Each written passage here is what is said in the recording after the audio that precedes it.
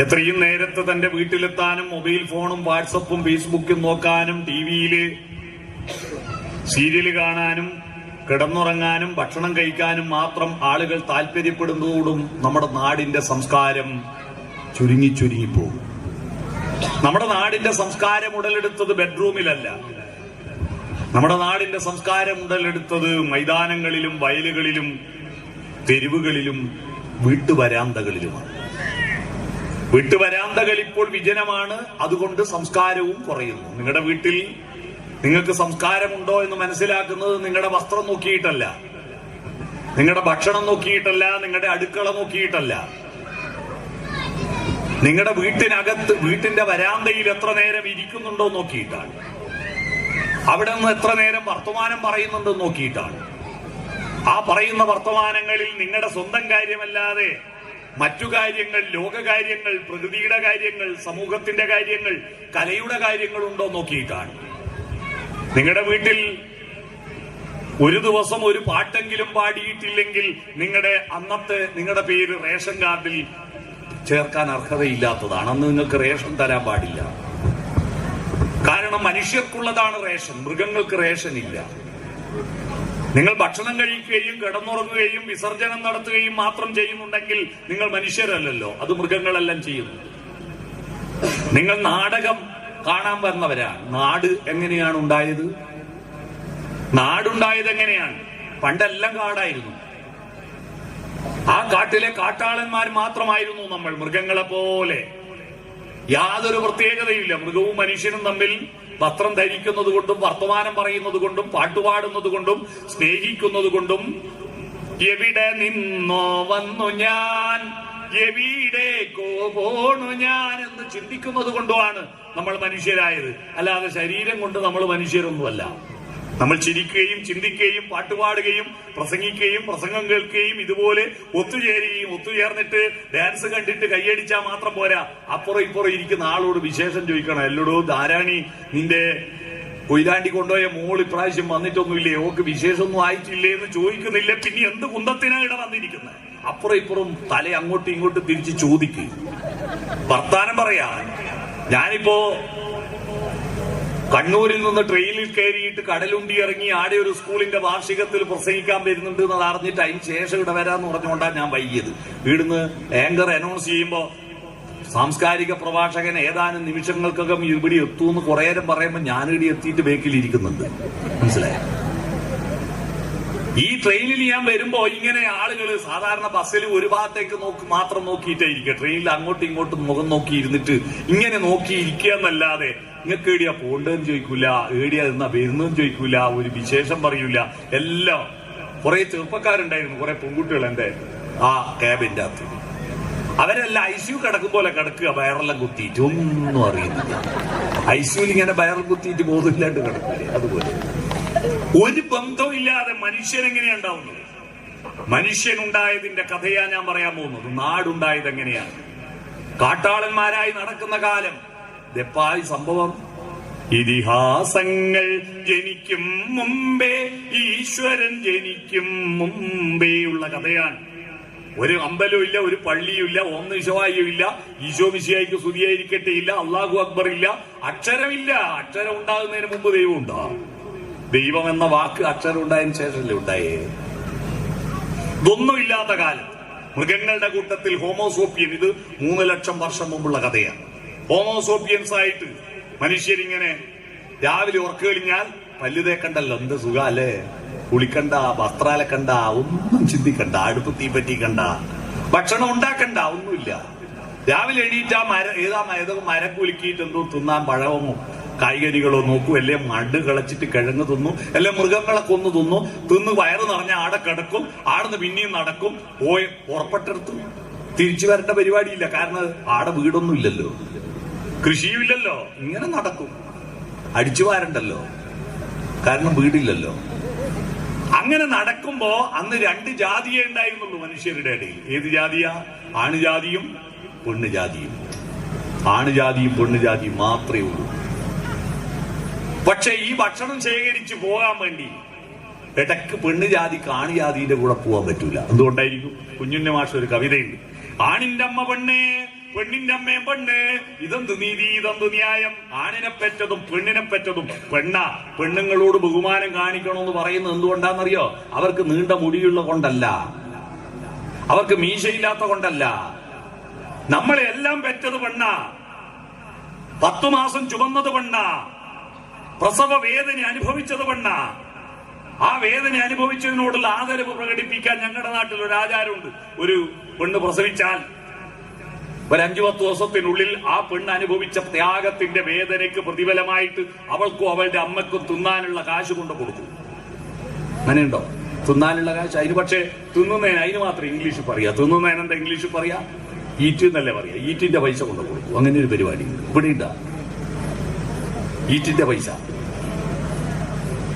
ആ പെണ്ണിന് ഗർഭിണിയായിരിക്കുമ്പോ, പ്രസവിച്ചു കിടക്കുമ്പോ ഈ മരത്തുമ്മ കയറാനും മൃഗങ്ങളുടെ പുറകെ ഓടാനും പറ്റാതെ അവളെ ഗുഹക്കകത്തിരുത്തി ബാക്കി കാട്ടാളന്മാര് ഭക്ഷണം ശേഖരിക്കാൻ പോയി. ശേഖരിച്ച ഭക്ഷണം അവര് കഴിച്ചും ബാക്കിയുണ്ടെങ്കിൽ പെണ്ണിന് കൊണ്ടു കൊടുക്കും. അവളത് തിന്നും. തിന്നിട്ട് ബാക്കി കുരുവും തൊലിയെല്ലാം ഗുഹക്ക് പുറത്തേക്ക് എറിയും. അന്ന് ചവിട്ടുമ്പോ തുറക്കുന്ന മൂടിയുള്ള പാത്രമില്ല, വലിച്ചെറിയും. അങ്ങനെ വലിച്ചെറിഞ്ഞിട്ട് അടുത്ത ഭക്ഷണം വരുന്നുണ്ടോ എന്ന് ഗുഹാമുഖത്തേക്ക് നോക്കിയിരിക്കുമ്പോ പുറത്ത് മഴ പെയ്തപ്പോ ഇവള് വലിച്ചെറിഞ്ഞ ആ കുരു കുതിർന്നിട്ട് ആ കുതിർന്ന അതിന്റെ അകത്തുനിന്ന് കെ മാണിന്റെ ചിഹ്നം പൊങ്ങി വന്നു. രണ്ടില പൊങ്ങി വന്നു. ആ ഇലയെ തന്നെ ഇവള് സൂക്ഷിച്ചു നോക്കുക. 24 മണിക്കൂർ അന്നും പകലും രാത്രിക്കും ഇതേ ദൈർഘ്യമുണ്ട്. ഒരു പണിയിലാണ്ട് ഇങ്ങനെ ഇലയെ നോക്കി ഇരിക്കുമ്പോഴാണ് പെട്ടെന്ന് അവളുടെ മനസ്സിൽ ഒരു ഐഡിയ പൊട്ടിമുളച്ചത്. ഏത് മരത്തിൽ നിന്ന്, ഏത് വള്ളിയിൽ നിന്ന്, ഏത് ചെടിയിൽ നിന്നാണ് ഈ പഴം പറിച്ചെടുത്തത്? അതേ മരത്തിന്റെ, അതേ വള്ളിയുടെ, അതേ ചെടിയുടെ ഇലയാണ് ഈ കുരുവിന്റെ അകത്തുനിന്ന് പുറത്തു വരുന്നത് എന്ന് പറഞ്ഞാൽ കുരുവിന്റെ അകത്ത് മരമുണ്ട് എന്നുള്ള അറിവാ ലോകത്തെ ആദ്യത്തെ അറിവ്. നട്ടാ പൊളക്കൂ. അതുവരെ ഭക്ഷണം ഉള്ളെടുത്ത് പോയി തിന്നല, എന്നാ താൻ ഉള്ളെടുത്ത് ഭക്ഷണം ഉണ്ടാക്കാം എന്ന ഐഡിയ ഉണ്ടായപ്പോ അവൾ ഒരൊറ്റ വലിയ എന്തോ അപകടം പറ്റിയിട്ടുണ്ടെന്ന് വിചാരിച്ചിട്ട് കാട്ടാളന്മാർ ഓഹോ ഓടി വന്നു. എന്താ 4 മൂലക്കുന്ന് കാട്ടാളന്മാർ വന്നു. വിളിച്ചു ചേർത്ത് ഇവളും കൂടി വട്ടത്തിൽ ഇരുത്തിയിട്ട് കുരുവിന്റെ അകത്ത് മരമുണ്ടെന്ന് പറഞ്ഞു കൊടുക്കാൻ കുരുന്നോ മരോ എന്നുള്ള വാക്കൊന്നും ഇല്ലല്ലോ, ഭാഷയില്ലല്ലോ. എന്തെല്ലോ അഭ്യാസം കളിച്ചിട്ട് ഇവള് ഒച്ചയെടുത്തിട്ടും കാണിച്ചു കൊടുത്തിട്ടും പറഞ്ഞ് ബോധ്യപ്പെടുത്തി. അങ്ങനെ ബോധ്യപ്പെടുത്തിയപ്പോഴാണെന്നാ പിന്നെ നടാന്ന് തീരുമാനിച്ചത്. അങ്ങനെയാണവര് അക്കാണും മാമല വെട്ടി വയലാക്കി ആര്യൻ വിത്തെറിഞ്ഞു. അന്നുണ്ടാക്കിയതാ വയല്. ഈ വയലെന്ന് പറയുന്നത് മലയാളി ഉണ്ടാവുന്നതിന് മുമ്പ് വയലുണ്ട്. ആദ്യ മനുഷ്യൻ ഉണ്ടാക്കിയതാ വയല്. നിങ്ങളെ പേരിൽ ഇപ്പൊ നിങ്ങൾ ഉണ്ടാക്കിയ നിയമപ്രകാരം അവിടെ അരിയേക്കറ 30 സെന്റ് 20 സെന്റ് എല്ലാം ആ വയല് നിങ്ങളുടെ പേരിൽ റേഷാക്കി തന്നു എന്ന് വിചാരിച്ചിട്ട് അത് കൊത്തിക്കൂട്ടി ചാല് കീറിയിട്ട് ആടെ പറമ്പാക്കാൻ നിങ്ങൾക്ക് എന്താ അധികാര? വയല് നിങ്ങൾ കാശ് കൊടുത്ത് വാങ്ങിയതായിരിക്കാം, പക്ഷെ കാശ് നിങ്ങൾ ഉണ്ടാക്കിയ കാശാ, മനുഷ്യന്മാരുണ്ടാക്കിയ കാശാ, പ്രകൃതി ഉണ്ടാക്കിയ കാശല്ല. ഇപ്പൊ എന്താ വയലുകളിൽ ആദ്യം ചാല് കീറിയിട്ട് കുറച്ച് കിഴങ്ങ് വെക്കും, 4 കിഴങ്ങിന്റെ നടുക്കൊരു വാഴ വെക്കും, 4 വാഴന്റെ നടുക്കൊരു കവുങ്ങ് വെക്കും, 4 കവുങ്ങിന്റെ നടുക്കൊരു തെങ്ങ് വെക്കും, 4 തെങ്ങിന്റെ നടുക്കൊരു വീട് വെക്കും. എന്നിട്ട് വീടിന് ചെയ്യാഞ്ഞ തെങ്ങ് മുറിച്ചു മാറ്റും. എന്നിട്ടോ എല്ലാം ഇന്റർലോക്കാക്ക് സിമെന്റ് ഇടും. നമ്മളെ ആളുകളുടെ ആഗ്രഹം എന്താണെന്നറിയോ? മൊത്തം കേരള പറമ്പ് മൊത്തം സിമെന്റ് ഇട്ടെങ്കിൽ പിന്നെ ചളിവേർക്കണ്ടല്ലോ. എന്നിട്ട് പെയ്യുന്ന വെള്ളത്തെ ഓടിക്കടലിലേക്ക് വിടും. എന്നിട്ട് ഇതാ ഇപ്പൊ തുടങ്ങി പഞ്ചായത്ത് മെമ്പറിലീടാ വെള്ളം എടുത്തു വെള്ളം 6 മാസം ചല്ലി പുല്ല് പോലെ പെയ്ത് തന്നിട്ട് ആ വെള്ളത്തെ മുഴുവൻ ഓടിച്ച് വിടും കടലിലേക്ക്. എന്നിട്ട് വേനൽക്കാലത്ത് വെള്ളം എവിടെ പഞ്ചായത്തെ മുനിസിപ്പാലിറ്റി എന്ന് പറഞ്ഞ് വെല്ലവിക്കും. ദീപങ്ങളെല്ലാം കെടുത്തി ഞാൻ പ്രാർത്ഥിച്ചു, ദീപമേ നയിച്ചാലും എന്ന ONV കുറുപ്പിന്റെ വരി ഓർമ്മയുണ്ടോ? വിളക്കൊക്കെ ഊതിക്കെടുത്തിക്കഴിഞ്ഞിട്ട് വീണ്ടും വെളിച്ചം വെളിക്കുന്ന മർത്യന്റെ നാദം. അയ്യപ്പ പണിക്കരുടെ മൃത്യുപൂജ. അപ്പൊ ഈ വയലെന്ന് പറയുന്നത് നമ്മളെ സ്വന്തമല്ല, ഇത് തലമുറകളായിട്ടുണ്ടായതാ. അവര് നട്ടപ്പോഴാണ് ഒരു പ്രശ്നം മുളച്ചാൽ ഇത് പൂക്കുവോ പൂത്താൽ ഇത് കായ്ക്കുവോ എന്നറിയാൻ ആദ്യമായി താമസാക്കി. ആദ്യമായി ഒരിടത്ത് നിന്നു അവൻ. സ്റ്റേബിലിറ്റി ഉണ്ടായി, സ്ഥിരതയുണ്ടായി, ഒരു സ്ഥാനമുണ്ടായി. ആ സ്ഥാനമാണ് പിന്നീട് പാകിസ്ഥാനും അഫ്ഗാനിസ്ഥാനും ബലൂചിസ്ഥാനും കസാക്കിസ്ഥാനും കുർദിസ്ഥാനും ഹിന്ദുസ്ഥാനും ഒക്കെയായി വളർന്നത്. സ്ഥാനമുണ്ടായപ്പോഴാണ്. ആ സ്ഥാനത്ത് ഒരു സ്ഥലത്ത് ഇരുന്നപ്പോ മഴ കൊള്ളാതെ വെയിൽ കൊള്ളാതെ മേൽക്കൂരയുണ്ടാക്കി. ചുള്ളിക്കമ്പുകൾ നിരത്തി ഇലകൾ കൊണ്ട് മേൽക്കൂരയുണ്ടാക്കി. മഴവെള്ളം ഒഴുകിയിട്ട് കിടന്ന ശരീരത്തിലൂടെ ഒഴുകാതിരിക്കാൻ കിടന്നിടത്ത് മണ്ണ് വാരിക്കുട്ടി തറയുണ്ടാക്കി. ആ തറക്കുള്ളിലേക്ക് മറ്റു പക്ഷിമൃഗാദികൾ കയറി വരാതിരിക്കാൻ പനയോലകൾ കൊണ്ടും ചളിക്കട്ടകൾ കൊണ്ടും ചുമരുണ്ടാക്കി. എന്നിട്ട് അവിടെ അടുത്തിരുന്നപ്പോഴാണ്, അതുവരെ ഇങ്ങനെ നടക്കുന്നതിന്റെ ഇടയിൽ പരസ്പരം നോക്കിയിട്ടില്ല, അടുത്തിരുന്നപ്പോഴാ ഉടുത്തിട്ടില്ല എന്നുള്ള മനസ്സിലായത്. നാണം വന്നപ്പോ ഇലകൾ കൊണ്ട് നാണം മറച്ചു. ഇലകൾ ഉണങ്ങിപ്പോകുന്നു, കീറിപ്പോകുന്നു. കാട്ടുവള്ളികൾ മെടഞ്ഞുണ്ടാക്കിയിട്ട്, പിന്നീട് നൂലുകൾ മെടഞ്ഞുണ്ടാക്കിയിട്ട് ത്രികോണാകൃതിയിൽ ഒരു തുണി ഉണ്ടാക്കി, ഗുഹ്യഭാഗം മാത്രം മറക്കാൻ. അതാണ് ആദ്യത്തെ തുണി, കോണകം. 3 കോണിനകത്തായതുകൊണ്ട് കോണകം ത്രികോണാകൃതിയില. ആ ത്രികോണത്തിന്റെ ഷേപ്പ് മാറ്റാൻ ഇന്ന് നമ്മൾ ആധുനിക കാലഘട്ടത്തെ മനുഷ്യനും കഴിഞ്ഞിട്ടില്ല. ഇപ്പോഴും അണ്ടർവെയർ ത്രികോണാകൃതിയില. മനസ്സിലായോ? അന്നത്തെ ത്രികോണ. അങ്ങനെ വസ്ത്രമുണ്ടായി. അട്ടഹാസം പറഞ്ഞിരുന്നവൻ അടുത്തിരുന്നപ്പോ മെല്ലെ പറയാൻ തുടങ്ങി. ഒച്ച നാദമായപ്പോഴാണ് സംഗീതമുണ്ടായത്, കലയുണ്ടായത്. നാദമാണ്. അടുത്ത് മെല്ലെ പറയാൻ തുടങ്ങി. ഒറ്റക്കമ്പി നാദം മാത്രം മൂളും വീണാഗാനം ഞാൻ എന്ന് പാടി. ഒച്ച കുറച്ചു പാടി, സംഗീതമുണ്ടായി. ഉച്ചസ്ഥായി ശബ്ദം, കാട്ടാളന്റെ ഒച്ചയാ. നിഷാദം. നിഷാദം എന്ന് പറഞ്ഞാൽ എന്താ? സപ്തസ്വരങ്ങളിൽ ഷഡ്ജം, ഋഷഭം, ഗാന്ധാരം, മധ്യമം, പഞ്ചമം, ധൈവതം, നിഷാദം.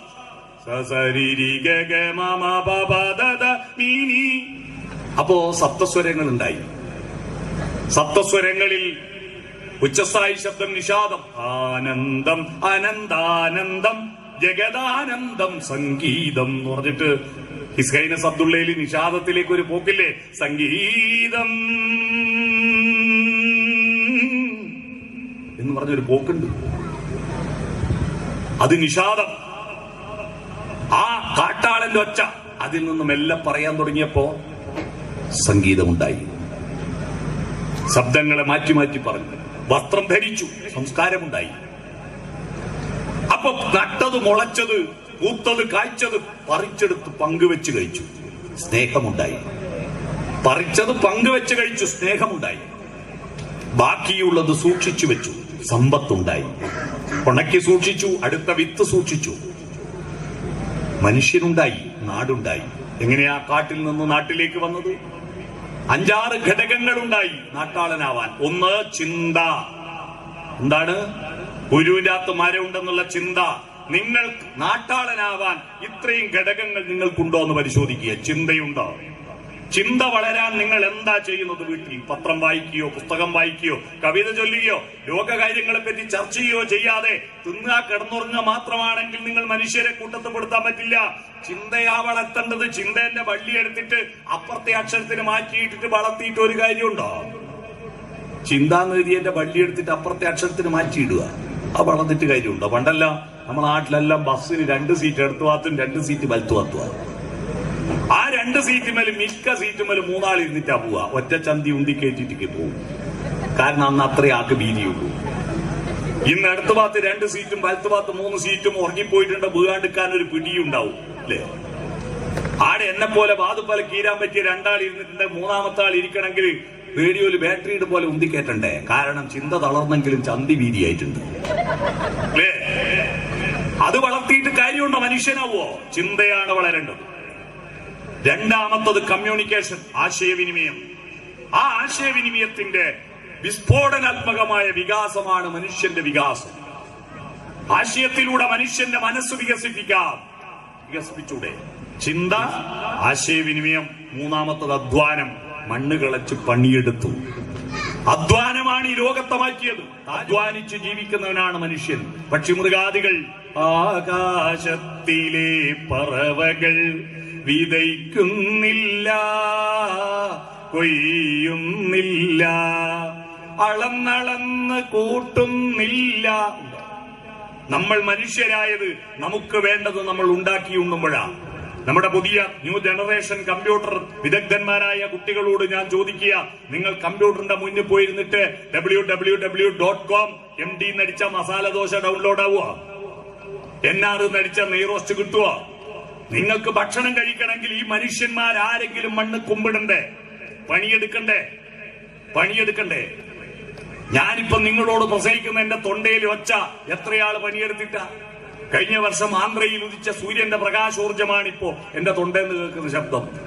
കഴിഞ്ഞ വർഷം ആന്ധ്രയിൽ സൂര്യൻ ഉദിച്ചപ്പോൾ അവിടുത്തെ കർഷകരും തൊഴിലാളികളും അവിടുത്തെ വയലിൽ നട്ട നെൽച്ചെടിയുടെ നെല്ലോലകൾ ആ സൂര്യപ്രകാശത്തെ ഏറ്റുവാങ്ങി പ്രകാശ സംശ്ലേഷണം നടത്തി, ഫോട്ടോസിന്തസിസ് നടത്തി, കാർബോഹൈഡ്രേറ്റ് ഉണ്ടാക്കി, അന്നജമുണ്ടാക്കി, നെല്ലിന്റെ കതിരിനുള്ളിൽ പാല് രൂപത്തിൽ കൊണ്ടുപോയി നിക്ഷേപിച്ച് ആ കതിരുകൾ കാറ്റേറ്റ് വെയിലേറ്റ് വിളഞ്ഞപ്പോ ഉന്നാരം പറയുന്നത് കണ്ടിട്ട് നാടകത്തിൽ പാട്ടുണ്ടായി. പരിനെല്ലിൻ ചുണ്ടിയിലെ കിരുകീരെ പുന്നാരം പകരുവാനോടിവാ കാറ്റീവാ, വെള്ളാരം കുന്നിലെ പൊന്മൂളം കാട്ടിലെ പുല്ലാങ്കുഴലൂതും കാറ്റീവാ. നിങ്ങൾ എന്നെ കമ്മ്യൂണിസ്റ്റാക്കി നാടകം ഇവിടെ കളിച്ചു എന്ന് ഇവിടെ റിപ്പോർട്ടിൽ പറയുന്നത് ഞാൻ കേട്ടു. പാട്ടുപാടി വിളഞ്ഞ കതിരുകൾ അവിടുത്തെ കർഷകർ കൊയ്തെടുത്ത് മെതിച്ച് നെല്ലാക്കി മില്ല് കൊണ്ടേ കുത്തി അരിയാക്കി ചാക്കിൽ കെട്ടി ഗുഡ്സ് ട്രെയിനിൽ കയറ്റി ഹൈദരാബാദിന് കയറ്റിയ സെക്കന്ദരാബാദ്, വിജയവാഡ, സേലം, ഈറോഡ്, കോയമ്പത്തൂര്, പാലക്കാട്, ഒറ്റപ്പാലം, ഷൊർണൂര്, പട്ടാമ്പി, കുറ്റിപ്പുറം, തിരൂര്, താനൂര്, പരപ്പനങ്ങാടി, ഫറോക്ക്, കോഴിക്കോട്, കൊയിലാണ്ടി, വടകര, മാഹിപ്പാലം, തലശ്ശേരി, മുഴപ്പിലങ്ങാട് FCI ഗോഡൌണിൽ കൊണ്ടുവന്ന് അവിടുന്ന് കൂത്തുപറമ്പെന്ന് കൊട്ടിയൂരി പോകുന്ന വഴിക്ക് കണ്ണൂരിന്ന് 40 കിലോമീറ്റർ അപ്പുറത്തുള്ള ചിറ്റാരിപ്പറമ്പിലെ ബാസ്വാട്ടിന്റെ റേഷൻ പീടികയിലെ അരി എന്റെ വീട്ടിൽ വാങ്ങിക്കൊണ്ടുവന്നിട്ട് വീട്ടിൽ നിന്ന് വെച്ച ഒരു 2 പിടി ചോറ് ഞാൻ ഇന്ന് 12:15 തിന്ന ചോറിന്റെ ഊർജം കൊണ്ടാ എന്റെ തൊണ്ടയിൽ ഒച്ച നിങ്ങൾ കേൾക്കുന്നത്. ഇതെല്ലാം എത്രയാള് പണിയെടുത്തതാ. കുറെ ആളുകൾക്ക് കോളേജിലും പ്ലസ് ടുവിനെല്ലാം പഠിക്കുമ്പോഴേക്ക് കുറെ പിള്ളേരുടെ വിചാരം ഇതെല്ലാം എന്റെ സ്വന്തം. അതുകൊണ്ട് മണ്ണിനോട്, അധ്വാനത്തോട് ബന്ധമില്ലാത്ത തലമുറ വളർന്നു വരും. പണ്ടല്ല നമ്മൾ ഇന്ന് തിന്നുന്നത്, പണ്ടത്തെ തലമുറ ഇവിടെ ഇരിക്കുന്നുണ്ടല്ലോ കുറെ ആള്, അവരാപത്തു കാലത്തു തൈവത്ത് വെച്ചുകൊണ്ടാ നമ്മൾ ഇന്ന് സമ്പത്ത് കാലത്ത് കാവത്ത് തിന്നുന്നത്. എന്നാൽ ഇന്ന് സമ്പത്ത് കാലത്തിൽ ഒരുത്തനും തൈവത്ത് വെച്ചില്ലെങ്കിൽ വരും തലമുറ, ഈ കുഞ്ഞുമക്കളുടെ മക്കളല്ല, ആപത്ത് കാലത്ത് പട്ടിണി കടന്ന് മരിക്കും. നോക്കിക്കോ, പട്ടിണി കടന്ന് മരിക്കും. കൃഷിയില്ലാതെ മനുഷ്യന് ജീവിക്കാൻ പറ്റില്ല. അധ്വാനം വേണം, പണിയെടുക്കണം. അപ്പൊ ചിന്ത, ആശയവിനിമയം, അധ്വാനം, 2 അടുത്ത സംസ്കാരം. എന്താ? ശബ്ദത്തെ സംസ്കരിക്കുന്നതാണ് വർത്തമാനം. അട്ടഹാസമല്ല. നമ്മുടെ കുട്ടികള് ശബ്ദത്തെ സംസ്കരിക്കാൻ അറിയാത്ത രക്ഷിതാക്കളാ കുട്ടികളെ വഷളാക്കുന്നത്. രാവിലെ തന്നെ അവരൊച്ചയെടുക്കും, അതറിയില്ല. മൂരീനെ തെളിക്കും പോലെയാ. അടുപ്പത്തൊന്നും ആയിട്ടില്ല, സ്കൂൾ ബസ് വരേണ്ട സമയമായി, ചെക്കനാണ് കിടന്നൊക്കെ എണീറ്റിട്ടില്ല, മൂരീനെ തെളിക്കും പോലെ ഒച്ചയാണ്. രാവിലെ തന്നെ ഇവൻ രാക്ഷസീയതയെ ഉണർത്തുന്നത്. നല്ല ശബ്ദത്തിൽ മോനെ, മോളെ എന്നൊന്ന് തൊട്ട് വിളിച്ചൂടെ? ഇല്ല. കുട്ടികളെ മുഴുവൻ ഇങ്ങനെ നെഗറ്റീവാ. ഇപ്പൊ ഇതാ മിക്ക വീട്ടിലും ബോംബിടാൻ രക്ഷിതാക്കളെ പണി. അവരാ രാവിലെ എണീറ്റ് പരീക്ഷയല്ലേ, ഒറ്റ ബോംബ്. പരീക്ഷയല്ലേ എന്ന് പറഞ്ഞാൽ ഇവൻ കുട്ടിക്ക് സന്തോഷ, രാവിലെ ഉറക്കളിയുമ്പോൾ തന്നെ ടെൻഷനാണ്. എന്തിനാ നിങ്ങൾ ഈ പരീക്ഷ എന്ന് പറഞ്ഞുകൊണ്ടിരുന്നു? കുട്ടികൾ പഠിക്കാൻ അവർക്കറിയാം. അവരവരെ വഴിക്ക് വിട്ടേക്ക്, അവരവരുടെ മോഡലിൽ പഠിക്കും. നിങ്ങളെ കുത്തൽ കൊണ്ട് കുട്ടിക്ക് തോന്നും പഠിക്കൂല. പഠിക്കടാന്ന് പറയുമ്പോൾ കുട്ടീന്റെ മനസ്സിൽ പഠിക്കൂലടാന്ന. പക്ഷെ പറയാത്ത എന്താണെന്നറിയോ? തിന്നാൻ വേറെ ചോറ് കിട്ടാൻ സംവിധാനം ഇല്ലാത്തതുകൊണ്ട് അവര് പറയാത്തത്. മനസ്സിലായോ? നെഗറ്റീവായിട്ട് പറയല്ല. അപ്പോ ശബ്ദം ക്രമീകരിക്കുന്നതാണ് സംഗീതം, ശരീരത്തെ ക്രമീകരിക്കുന്നതാണ് വസ്ത്രം, ബന്ധങ്ങളെ ക്രമീകരിക്കുന്നതാണ് സ്നേഹം. അതാണ് സംസ്കാരം. വേണ്ടത് എടുക്കുക, വേണ്ടാത്ത ഒഴിവാക്കുക. അതാ സംസ്കാരം. കരിമ്പ് സംസ്കാരം കണ്ടിട്ടില്ലേ? റോഡ് സൈഡിൽ കരിമ്പിന്റെ ചണ്ടി ഒഴിവാക്കുക, നീര് മാത്രം എടുക്കുക. അതാ കരിമ്പ് സംസ്കാരം. ശവസംസ്കാരം എന്താ? മരിച്ചു കഴിഞ്ഞാൽ അയാളെ ബോഡി വേണ്ട, ഒഴിവാക്കുക. പക്ഷെ അയാളെ ബാങ്ക് ഡിപ്പോസിറ്റിന്റെ സർട്ടിഫിക്കറ്റ് എല്ലാം കൊണ്ട് കുയിലിടുവോ? വേണ്ടെങ്കിൽ എടുക്കൂ, ഒസ്യത്തെടുക്കൂ, രേഖയെടുക്കൂ. അദ്ദേഹം പറഞ്ഞ നല്ല വാക്കുകൾ, അദ്ദേഹത്തിന്റെ നല്ല ഓർമ്മകൾ, സോഫ്റ്റ്വെയർ എടുക്കും, ഹാർഡ്വെയർ ഒഴിവാക്കൂ. അതാണ് ശവസംസ്കാരം. പിടികിട്ടിയോ? സംസ്കാരം. ഓംകാരം എന്നതിന്റെ അർത്ഥം ഒരു മതവുമായിട്ട് ബന്ധമില്ലാത്ത പ്രകൃതിയുടെ 3 നിയമങ്ങളാണെന്ന് അറിയണം. ആ, ഉ, അം എന്ന 3 ശബ്ദ പ്രതീകങ്ങളിലൂടെ ജനിക്കുന്നു, ജീവിക്കുന്നു, മരിക്കുന്നു, ഉണ്ടാവുന്നു, നിലനിൽക്കുന്നു, ഇല്ലാതാകുന്നു. എല്ലാവർക്കും ബാധകല്ലേ? അത് കൂട്ടി വായിക്കുമ്പോ ആ, ഉ, അം, ഓം. പ്രകൃതിയുടെ 3 നിയമത്തിന് വിധേയമായി സഹ അവവതു. അതാ ഇവിടെ നടക്കുന്നത്. ഇത്രയും ആളുകൾ ഒത്തിച്ചിരിക്കുന്നെന്താ? ഇങ്ങനെ ഇരിക്കുന്നത് ബിരിയാണി കിട്ടുമെന്ന് വിചാരിച്ചിട്ടല്ലല്ലോ, ഒരുമിച്ചിരുന്ന് ചിന്തിക്കാനാണ്. അപ്പോഴാ മനുഷ്യരാവുന്നത്. ഒരുമിച്ചിരുന്ന് ചിന്തിക്കാൻ തയ്യാറാവുമ്പോൾ നമ്മൾ സഹ അവവധു. നിങ്ങളുടെ കുടുംബത്തിൽ അതുണ്ടോ? ഒരുമിച്ചിരുന്ന് ചിന്തിക്കാറുണ്ടോ? വീടുകളിൽ ജനാധിപത്യമില്ല. ഇപ്പോ എല്ലാരും ബെഡ്റൂമിലേക്ക് പോയി. നമ്മുടെ സംസ്കാരം അതാ വരാന്തയിലാണ് വളർന്നത്. വരാന്തകളിൽ ആരും ഇരിക്കുന്നില്ല. നമ്മളെല്ലാം ഞാൻ വണ്ടിയും കൊണ്ട് പോകുന്ന ഇവിടുന്ന് വഴിതെറ്റി പോയാൽ വഴി ചോദിക്കാൻ ഒരൊറ്റ മനുഷ്യനെ റേത്തുണ്ടാവില്ല. പങ്കുവെക്കൽ സ്നേഹമുണ്ടാകുന്നു, സൂക്ഷിച്ചു വെപ്പുണ്ടാകുന്നു, വിത്തുകൾ സൂക്ഷിച്ചു വെക്കുന്നു, ധാന്യങ്ങൾ സൂക്ഷിച്ചു വെക്കുന്നു, പണം സൂക്ഷിച്ചു വെക്കുന്നു. 6 ഘടകങ്ങളുണ്ടായി മനുഷ്യനുണ്ടാവാൻ. ഈ 6 ഘടകങ്ങൾ നിങ്ങളുടെ കുടുംബത്തിൽ വളർത്തണം. 1 ചിന്ത, 2 ആശയവിനിമയം, ജൈവികമായ. നാടെന്ന് പറഞ്ഞാൽ നടുന്നത് നാട്, മനസ്സിലായോ? നാട് എന്ന് പറഞ്ഞത് നട്ടുണ്ടാക്കുന്നത്, തനിയെ മുളച്ച കാട്. നടുന്നവൻ നാട്ടാളൻ, ഒന്നും നടാത്തവൻ കാട്ടാളൻ. ഇന്ന് വീട്ടിൽ പോയിട്ട് നെഞ്ചത്ത് കൈവച്ച് പരിശോധിക്കുക, ഞാൻ ഇത് ഏത് ലിസ്റ്റിലാ പെടുക? നാട്ടാളനാണോ കാട്ടാളനാണോ? കാടിനകത്ത് ജീവിതമില്ല. ഭക്ഷണവും കിടന്നുറങ്ങലും മൈഥുനവും മാത്രമേ ഉള്ളൂ. നമ്മൾ ആനയെയും കടുവയെയും കുരങ്ങിനെയും കഥാപാത്രമാക്കിയിട്ട് നമ്മൾ കഥകൾ ഉണ്ടാക്കും. പക്ഷെ അതൊന്നും അവർക്കറിയില്ല. കബീഷിനറിയില്ല കബീഷിന്റെ പേര് കബീഷാന്ന് അറിയില്ല. നമ്മൾ ഉണ്ടാക്കിയതാ. നാടിന് ജീവിതമുള്ളത് നാട്ടിൽ മാത്രമാണ്. അത്തരത്തിൽ മനോഹരമായി മുന്നോട്ട് പോകാൻ നിങ്ങൾ തയ്യാറാവുക. അതിന് നേതൃത്വം കൊടുത്ത 60 വർഷമായിട്ട് ഒരു വജ്രം പോലെ ഉറച്ചു നിൽക്കുന്ന പല കലാസമിതികളും ഉണ്ടാക്കി ഒരു 10-20 കൊല്ലം കഴിയുമ്പോൾ ഇല്ലാതായി പോകും. എന്നാൽ 60 വർഷമായി വജ്രം പോലെ ഉറച്ചു നിൽക്കുന്ന വജ്ര ജൂബിലി ആഘോഷിക്കുന്ന പെരുമണ്ണ യുവജന കലാസമിതിയുടെ പ്രവർത്തകരെ അതിന് രൂപീകരിക്കുന്ന കാലം മുതൽ പ്രവർത്തിച്ച ആളുകളുടെ മുന്നിൽ നമസ്കരിച്ചുകൊണ്ട് ഇപ്പോൾ ഉള്ള പ്രവർത്തകരെ അഭിനന്ദിച്ചുകൊണ്ട് ഈ സാംസ്കാരിക സമ്മേളനം ഉദ്ഘാടനം ചെയ്തതായി അറിയിച്ചുകൊണ്ട് എന്നെ കേട്ടതിനും എന്നെ ക്ഷണിച്ചതിനും നന്ദി പറഞ്ഞ് ഞാൻ നിർത്തുന്നു. നമസ്കാരം.